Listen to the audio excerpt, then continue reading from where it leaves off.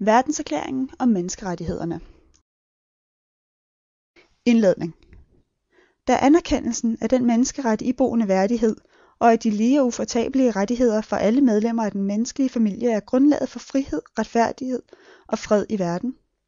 Da tilsidesættelse af og foragt for menneskerettighederne har ført til barbariske handlinger, der har oprørt menneskehedens samvittighed, og da skabelsen af en verden, hvor menneskene nyder tale- og trosfrihed og frihed fra frygt og nød, er blevet forkyndt som folkets højeste mål.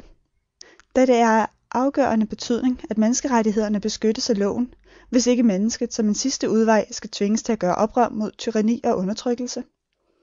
Da det er af afgørende betydning at fremme udviklingen af venskabelige forhold mellem nationerne. Da de forenede nationers folk i pagten på ny har bekræftet deres tro på fundamentale menneskerettigheder, på menneskets værdighed og værd, og på lige rettigheder for mænd og kvinder, og har besluttet at fremme sociale fremskridt og højne levevilkårene under større frihed. Da medlemsstaterne har forpligtet sig til i samarbejde med de forenede nationer at arbejde for fremme af almindelig respekt for og overholdelse af menneskerettigheder og fundamentale frihedsrettigheder. Da en fælles forståelse af disse rettigheder og friheder er af den største betydning for den fulde virkeliggørelse af denne forpligtelse, proklamerer plenarforsamlingen derfor nu denne verdenserklæring om menneskerettighederne som et fælles mål for alle folk og alle nationer, med det formål, at et hvert menneske og et hvert samfundsorgan, stedse med denne erklæring for øje, skal stræbe efter gennem undervisning og opdragelse at fremme respekt for disse rettigheder og friheder, og gennem fremadskridende nationale og internationale foranstaltninger at sikre, at de anerkendes og overholdes overalt og effektivt, både blandt befolkningerne i medlemsstaterne og blandt befolkningen i de områder, der befinder sig under deres styre. Artikel 1. Alle mennesker er født frie og lige i værdighed og rettigheder. De er udstyret med fornuft og samvittighed, og de bør handle mod hverandre i en broderskabets ånd. Artikel 2. Enhver har krav på alle de rettigheder og friheder, som nævnes i denne erklæring, uden forskelsbehandling af nogen art, f.eks. på grund af race, farve, køn, sprog, religion, politisk eller anden anskuelse, national eller social oprindelse, formueforhold, fødsel eller anden samfundsmæssig stilling. Der skal heller ikke gøres nogen forskel på grund af det lands eller områdes jurisdiktionsforhold eller politiske eller internationale stilling, til hvilket en person hører, hvad enten dette område er uafhængigt, under formynderskab, eller er et ikke selvstyrende område, eller at dets suverænitet på anden måde er begrænset. Artikel 3. Enhver har ret til liv, frihed og personlig sikkerhed. Artikel 4. Ingen må holdes i slaveri eller trældom. Slaveri og slavehandel under alle former skal være forbudt. Artikel 5. Ingen må underkastes tortur eller grusom, umenneskelig eller vanærende behandling eller straf. Artikel 6. Et hvert menneske har overalt i verden ret til at blive anerkendt som retssubjekt. Artikel 7. Alle er lige for loven og har uden forskelsbehandling af nogen art lige ret til lovens beskyttelse.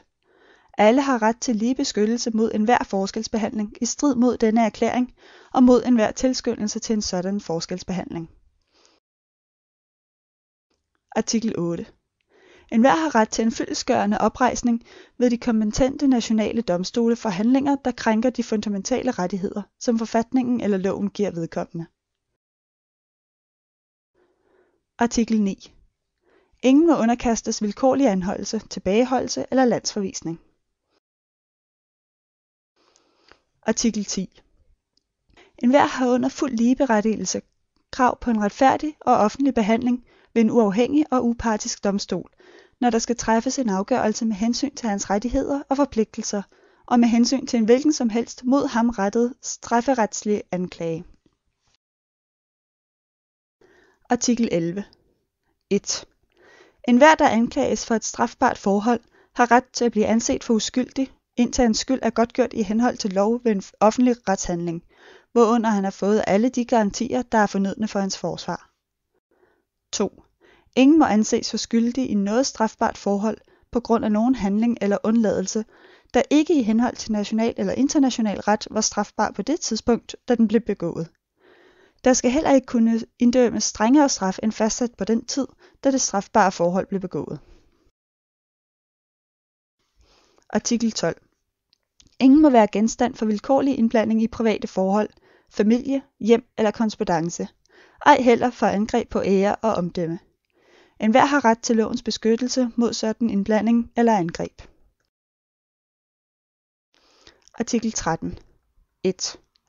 Enhver har ret til at bevæge sig frit og til frit at vælge opholdssted inden for hvert stats grænser. 2. Enhver har ret til at forlade et hvilket som helst land herunder sit eget, og til at vende tilbage til sit eget land. Artikel 14. 1. Enhver har ret til i andre lande at søge og få tilstået asyl mod forfølgelse. 2. Denne ret må ikke påberåbes ved anklager, der virkelig hidrører fra ikke-politiske forbrydelser eller fra handlinger i strid med de forenede nationers formål og principper. Artikel 15. 1. Enhver har ret til nationalitet. 2. Ingen må vilkårligt berøves sin nationalitet eller nægtes ret til at skifte nationalitet. Artikel 16. Uden begrænsninger af racemæssige, nationalitetsmæssige eller religiøse grunde, har mænd og kvinder, der er nået myndighedsalderen, ret til at gifte sig og stifte familie. De har krav på lige rettigheder med hensyn til indgåelse af ægteskab under ægteskabet og ved dettes opløsning. 2. Ægteskab skal kun kunne indgås med begge parters frie og fulde samtykke. 3. Familien er samfundets naturlige og fundamentale enhedsgruppe og har krav på samfundets og statens beskyttelse. Artikel 17. Enhver har ret til at eje ejendom, såvel alene som i fællesskab med andre. 2. Ingen må vilkårligt berøves sin ejendom. Artikel 18. Enhver har ret til tanke-, samvittigheds- og religionsfrihed. Denne ret omfatter frihed til at skifte religion eller tro, og frihed til enten alene eller i fællesskab med andre, offentligt eller privat, at give udtryk for sin religion eller tro gennem undervisning, udøvelse, gudstyrkelse og overholdelse af religiøse forskrifter. Artikel 19. Enhver har ret til menings- og ytringsfrihed. Denne ret omfatter frihed til at hævde sin opfattelse uden indblanding og til at søge, modtage og meddele oplysninger og tanker ved et hvilket som helst meddelelsesmiddel og uanset landegrænser. Artikel 20. 1. Alle har ret til under fredelige former frit at forsamles og danne foreninger. 2. Ingen kan tvinges til at være medlem af en forening. Artikel 21. 1. Enhver har ret til at deltage i sit lands styre, enten direkte eller gennem frit valgte repræsentanter. 2. Enhver har ret til lige adgang til offentlige embeder og hverv i sit land. 3. Folkets vilje skal være grundlaget for regeringens myndighed. Denne vilje skal tilkendegives gennem periodiske og virkelige valg med almindelig og lige valgret og skal udøves gennem hemmelig afstemning eller tilsvarende frie afstemningsmåder. Artikel 22. Enhver har som medlem af samfundet ret til social tryghed og har krav på, at de økonomiske, sociale og kulturelle rettigheder, der er uundværlige for hans værdighed og hans personligheds frie udvikling, gennemføres ved nationale foranstaltninger og internationalt samarbejde og i overensstemmelse med hver stats organisation og hjælpekilder. Artikel 23. Enhver har ret til arbejde, til frit valg af beskæftigelse, til retfærdige og gunstige arbejdsvilkår og til beskyttelse mod arbejdsløshed. 2. Enhver har uden forskel ret til lige løn for lige arbejde. 3. Enhver, der arbejder, har ret til et retfærdigt og gunstigt vederlag, der sikrer ham selv og hans familie en menneskeværdig tilværelse og om fornøden til lige til andre sociale beskyttelsesforanstaltninger. 4. Enhver har ret til at danne og indtræde i fagforeninger til beskyttelse af sine interesser. Artikel 24. Enhver har ret til hvile og fritid, herunder en rimelig begrænsning af arbejdstiden og til periodisk ferie med løn. Artikel 25. 1. Enhver har ret til en sådan levefod, som er tilstrækkelig til hans og hans families sundhed og velvære, herunder til føde, klæder, bolig og lægehjælp, og de nødvendige sociale goder, og ret til tryghed i tilfælde af arbejdsløshed, sygdom, uarbejdsdygtighed, enkestand, alderdom eller andet tab af fortjenstmulighed under omstændigheder, der ikke er selvforskyldt. 2. Mødre og børn har krav på særlig omsorg og hjælp. Alle børn skal, hvad enten de er født i eller uden for ægteskab, have den samme sociale beskyttelse. Artikel 26. 1. Enhver har ret til undervisning. Undervisningen skal være gratis, i det mindste på de elementære og grundlæggende trin. Elementær undervisning skal være obligatorisk. Teknisk og faglig uddannelse skal gøres almindeligt tilgængelig for alle, og på grundlag af evner skal der være lige adgang for alle til højere undervisning. 2. Undervisningen skal tage sigte på den menneskelige personligheds fulde udvikling og på at styrke respekten for menneskerettigheder og grundlæggende friheder.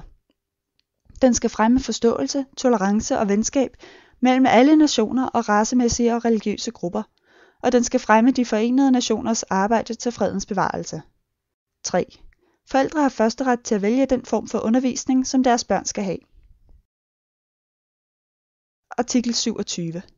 1. Enhver har ret til frit at deltage i samfundets kulturelle liv, til kunstnydelse og til at blive delagtiggjort i videnskabens fremskridt og dens goder. 2. Enhver har ret til beskyttelse af de moralske og materielle interesser, der hidrører fra en hvilken som helst videnskabelig, litterær eller kunstnerisk frembringelse, som vedkommende har skabt. Artikel 28.